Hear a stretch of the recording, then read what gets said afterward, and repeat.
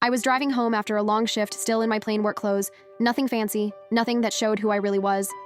I noticed the police car behind me, but I wasn't speeding, wasn't swerving, wasn't doing anything wrong. Still, the lights flashed and he pulled me over.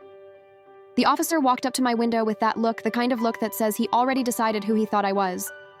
He didn't say hello, didn't explain the stop, he just barked license and registration. Hurry up. I stayed calm and handed them over. He looked at my address and smirked like he knew everything about me based on a zip code. He kept asking questions, interrupting me before I could answer. Where are you going? Why are you driving so late? You sure this is your car? Then he said something that made my blood boil. People like you always act innocent until we check your record. He didn't know who he was talking to. He thought I was an easy target, someone who would shake, get scared, and apologize for breathing. So I let him dig his hole a little deeper. He threatened to tow my car even though he had no reason. He said he might write me up for something unspecified.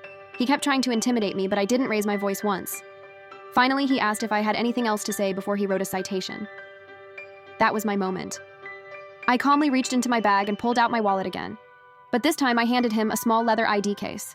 I watched his entire expression collapse, because inside that case was my badge. I was an off-duty attorney for the city and a legal consultant for police misconduct cases. My job literally involved training officers on proper conduct and documenting when they violated it. The color drained from his face. He stumbled over his words. Suddenly he was polite, overly polite.